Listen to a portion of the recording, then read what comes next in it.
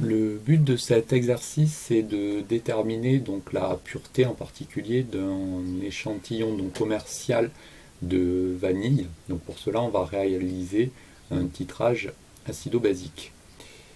Notre échantillon commercial de vanilline est une solution en fait d'acide faible. On va rajouter dans cette solution d'acide faible donc une base forte et ensuite on va titrer l'ensemble par un acide fort, à savoir l'acide chlorhydrique. Au niveau de la courbe de titrage, on remarque qu'il y a deux sauts de pH. Il va donc y avoir deux réactions de titrage qui vont être successives et que l'on exploitera.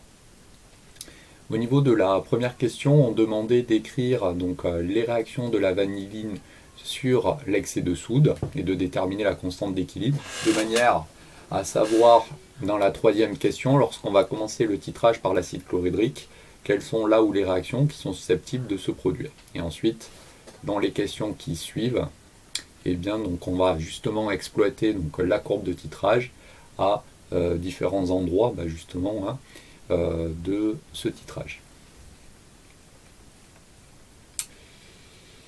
Dans la première question, la démarche va être répétitive au niveau de ces différentes questions.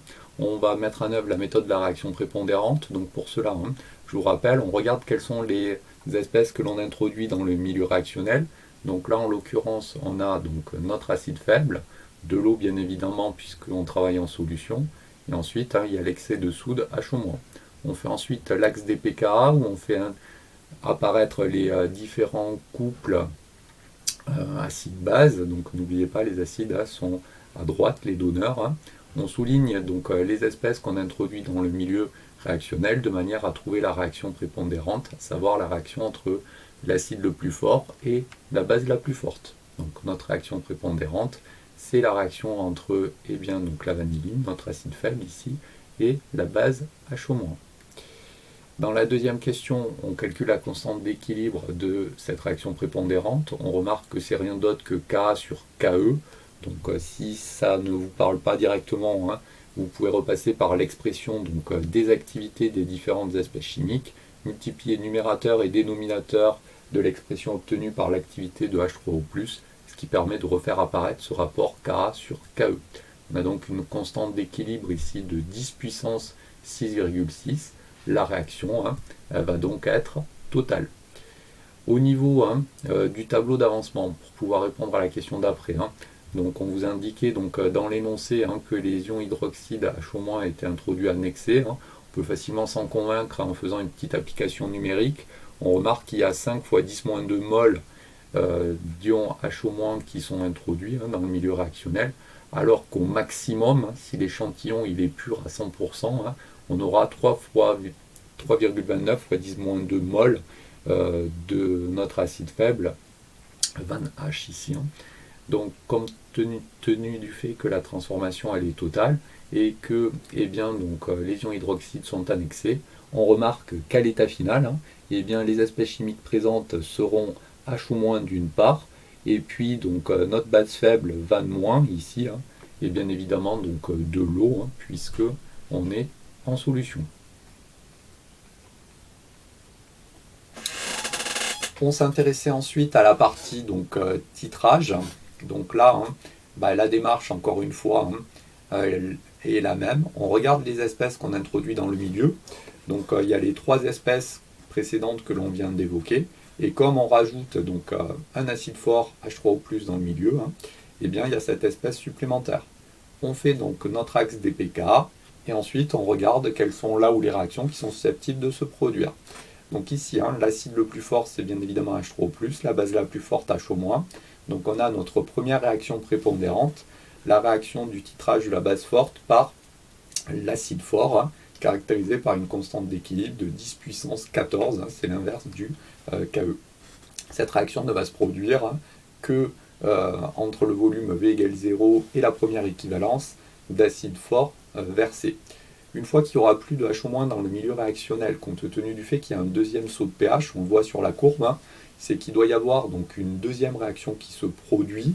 Donc ça va être la réaction entre l'acide le plus fort H3O+, et puis l'autre base qu'on a dans le milieu. van-. Donc quand on calcule la constante d'équilibre de cette réaction, on remarque que c'est également une transformation totale, donc bien adaptée à une réaction de titrage, 10 exposant 7,4 ici.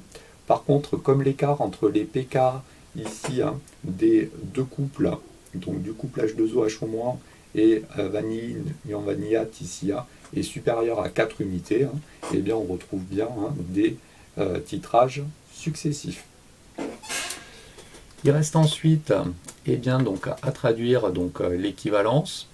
Donc ici, on vous demandait de traduire la première et la deuxième équivalence. Donc je vous rappelle, lorsqu'on traduit l'équivalence numéro 1 par exemple, on a introduit dans le milieu autant d'ion H3O+, qui avait donc initialement de HO- présent, ce que j'ai traduit ici en termes de quantité de matière.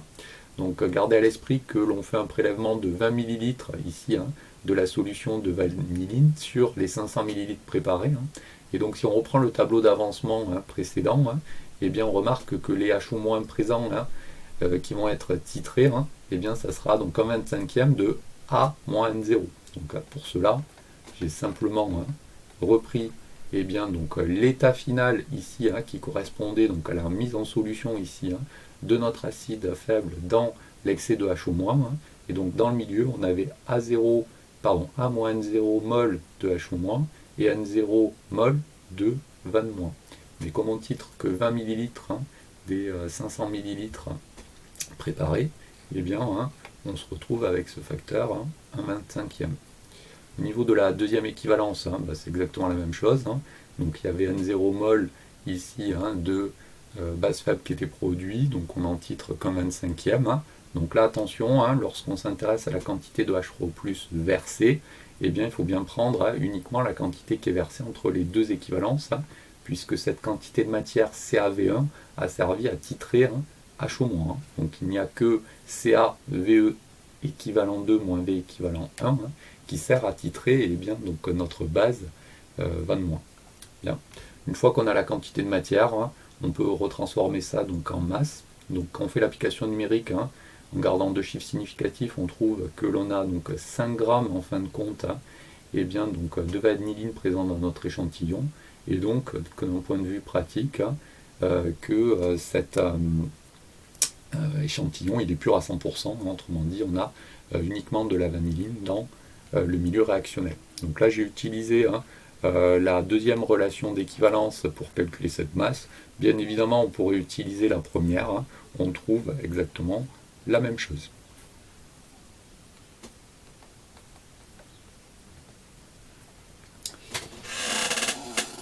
Dans la question petit 6, on vous indiquait de vous placer à un endroit particulier de la courbe de titrage et de justifier donc la valeur du pH obtenu. Donc en fait, si je reviens sur la courbe de titrage, donc ici, donc ça correspond à la réaction entre HO- et H3O+, donc là on attend l'équivalence, et ensuite on a la deuxième réaction de titrage qui se produit sur cette partie de courbe là, où on a donc notre base faible qui va réagir avec bien, donc, l'acide fort H3O+. Et donc on vous suggérait de vous mettre à la deuxième demi-équivalence, autrement dit un volume versé de 6,7 ml. On vous demandait de regarder donc la valeur en fait du pH et de justifier en fait qu'on retrouvait la valeur donc du pK approximativement par lecture directe du pH. Donc ça c'est simplement lié à la chose suivante.